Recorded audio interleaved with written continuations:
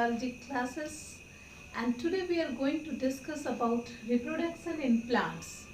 So before discussing reproduction in plants, we should understand what is reproduction. ये reproduction होता क्या है? So simply reproduction is a process. Reproduction is a process that is shown by living organisms. This is the important process or important characteristic features of living organisms. क्योंकि हम लोग बात कर रहे हैं लिविंग ऑर्गेनिजम्स की, तो रिप्रोडक्शन कहाँ दिखाया जा रहा है? लिविंग ऑर्गेनिजम्स में, और ये एक कैरेक्टरिस्टिक फीचर है लिविंग ऑर्गेनिजम्स के. तो रिप्रोडक्शन जो बना है उस शब्द पर अगर गौर फरमाया जाए तो दो वर्ड से मिलकर बना है, re and production. Re and production. Re means again and production means creation. तो रिप्रोडक्शन का मतलब है फिर से क्रिएशन, फिर से वंस अगेन क्रिएशन और फॉर्मेशन. तो ये जो फिर से वंस अगेन जो क्रिएशन हो रहा है ये कौन करेगा? तो प्री एग्जिस्टिंग ऑर्गेनिजम्स. ओके, तो जो पहले से ऑर्गेनिज्म है वो फिर से अपने ही जैसा कोई दूसरा ऑर्गेनिज्म बनाएंगे, जिसे हम लोग कह रहे हैं रिप्रोडक्शन. तो एक्चुअली क्या है कि यहाँ पर क्वारंटाइन सेंटर बना हुआ है और आवाज़ें काफ़ी आएंगी, तो थोड़ा सा अवॉइड करके चलना होगा. तो रिप्रोडक्शन वर्ड हमने देखा कि दो वर्ड से मिलकर बना है, re and production. Re means again, production means formation. So we can define reproduction simply as creation of new living things, because we are talking about living organisms. So reproduction is the creation of new living things, and we can define reproduction as the production of new organisms from the existing organisms of the same species.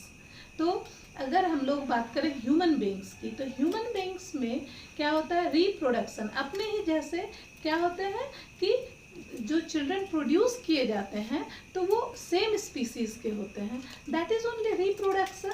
Okay, so all the living organisms produce its own kind of organism. अपने ही तरह का नया organism जो produce करते हैं, this process is known as reproduction.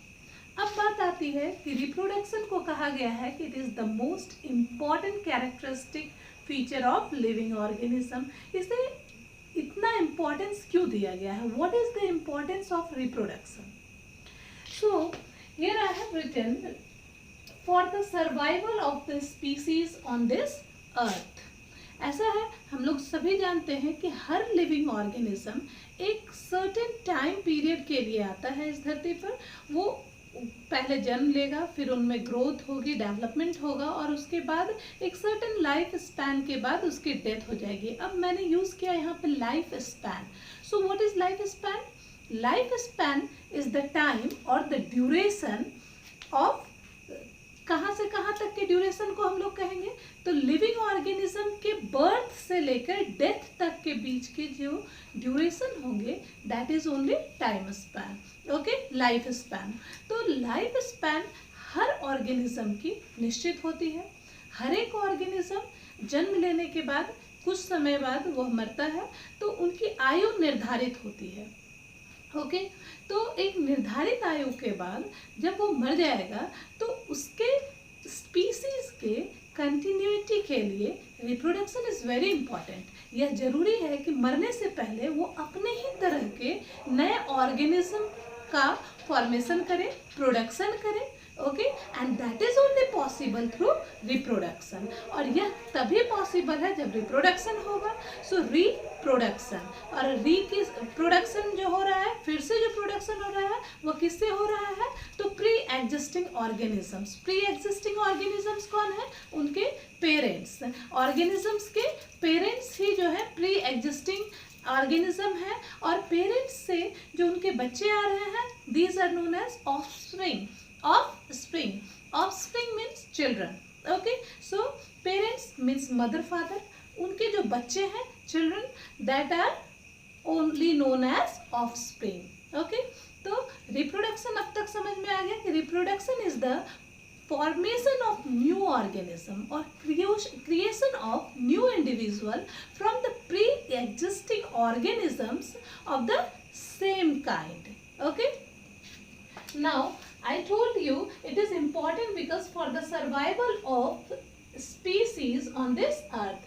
Second importance is for maintaining the race of the species. As we know, on this earth billions of living organisms are found.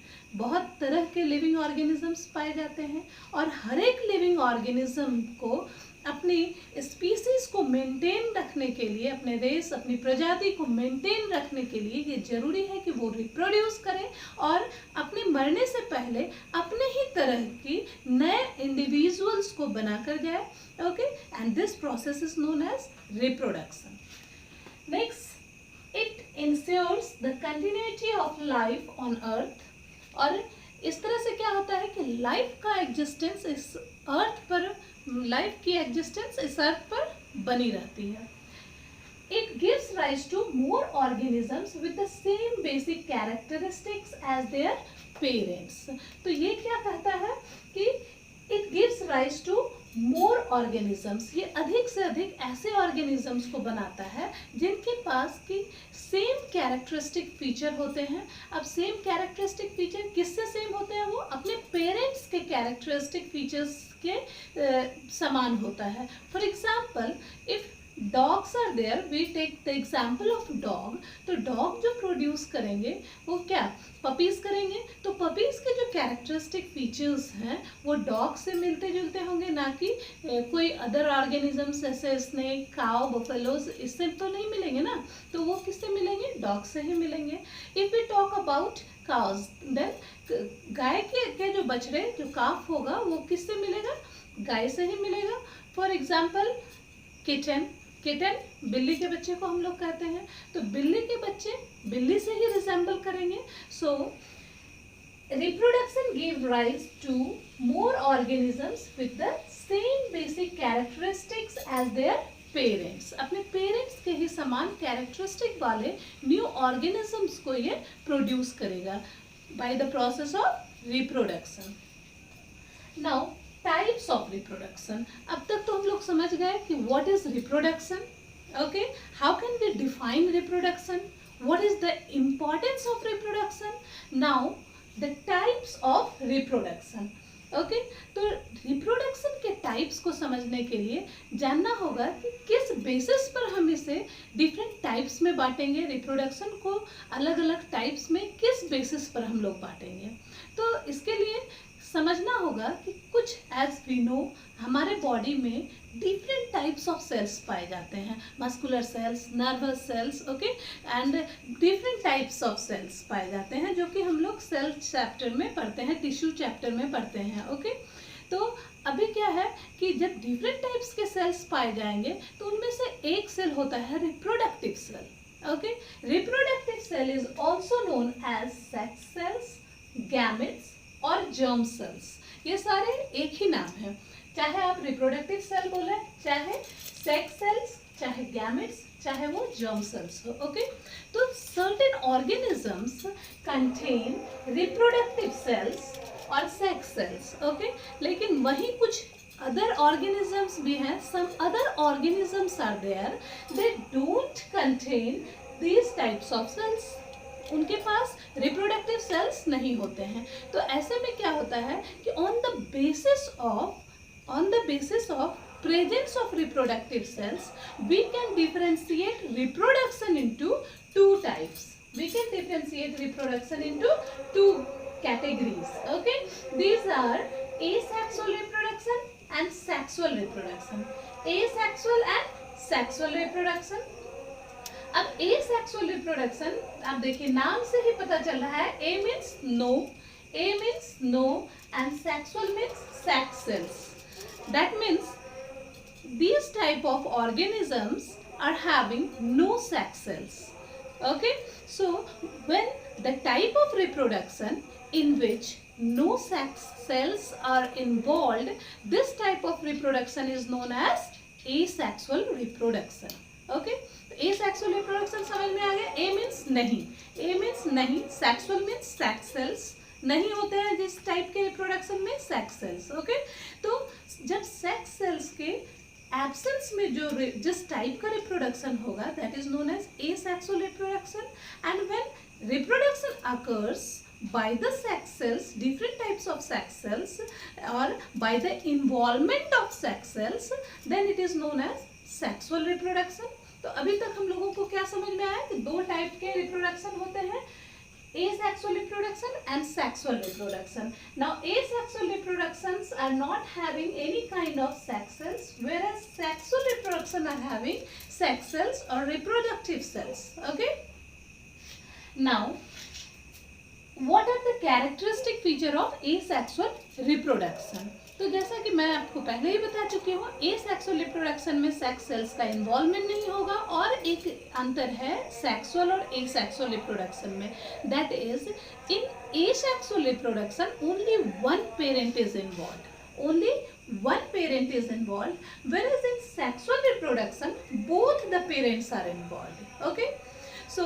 asexual में सिर्फ one parent involve होंगे और sexual में दोनों parents involve होंगे। इस तरह से अभी तक आप लोगों को सेक्सुअल और एसेक्सुअल में two differences we understood. The first difference is asexual reproduction, it contains no reproductive cells और sex cells, whereas sexual reproduction contain reproductive cells और it involve reproductive cells, whereas in asexual reproduction में क्या होता है, only one parents are involved, whereas in sexual reproduction both the parents are involved. Okay, now we can define asexual reproduction as production of new organisms from a single parent without the involvement of cell or gametes is called asexual reproduction. So we can define the asexual reproduction easily. Now asexual reproduction is the simplest method of reproduction. Reproduction का सबसे simplest method कौन सा है, asexual reproduction. जब method simplest होगा that means it will occur in the simple organism, चाहे वो simple plants हो, सिंपल एनिमल्स हो या फिर माइक्रो ऑर्गेनिजम्स हो, ये जिसमें भी ये इस टाइप के रिप्रोडक्शन पाए जाएंगे उनका स्ट्रक्चर भी सिंपल होगा, because this is the simplest method of reproduction. तो यही कारण है कि एसेक्सुअल रिप्रोडक्शन जो देखा जाता है या पाया जाता है वो सिंपलेस्ट ऑर्गेनिजम्स में, simple plants, simple animals and simple multicellular organisms में पाए जाते हैं। सेल चैप्टर में we have already studied that cell is of organisms are of two types, unicellular organisms and multicellular organisms. Okay, when the body is made up of only one cell then it is known as unicellular organisms, and when the body of organism is made up of more than one cell then it is known as multicellular organisms. तो कुछ multicellular organisms भी हैं जिनमें कि ये simplest asexual reproduction पाया जाएगा। तो सिंपल मल्टीसेलुलर जो होंगे, जो कॉम्प्लेक्स टाइप के मल्टीसेलुलर होंगे फिर उनमें ये नहीं पाया जाएगा। सिंपल मल्टीसेलुलर ऑर्गेनिजम्स जैसे हाइड्रा, प्लानेरिया, इन सब में एसेक्सुअल रिप्रोडक्शन देखा जा सकता है। उसी तरह सिंपल मल्टीसेलुलर और प्लांट्स में अगर बात करें, सिंपल मल्टीसेलुलर प्लांट्स भी होंगे तो उनके एग्जांपल्स हैं जैसे रोज प्लांट, ब्रायोफाइलम।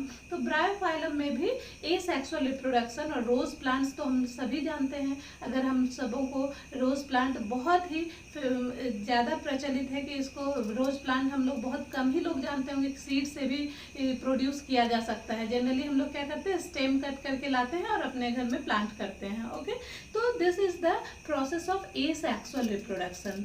ओके, ये जो प्रोसेस है नए प्लांट्स को जनरेट और क्रिएट करने का, तो ये क्या है, एसेक्सुअल रिप्रोडक्शन की विधि है।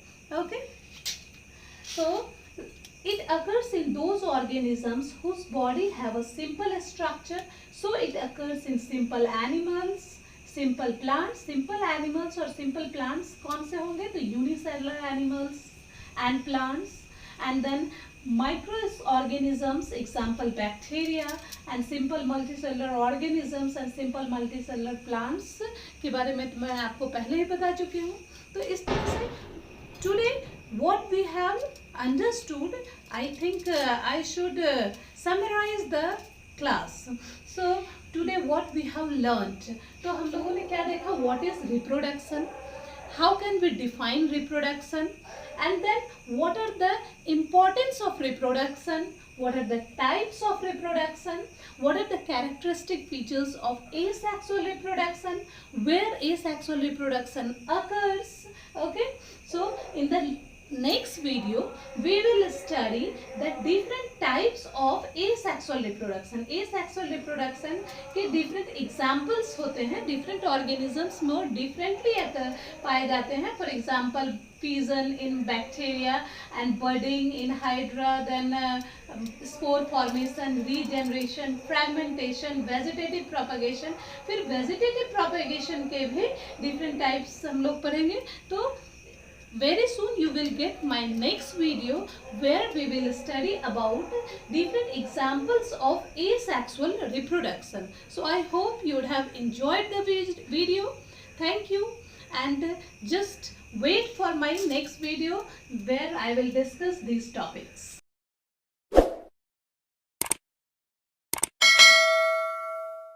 Thank you for watching the video. Stay safe and healthy.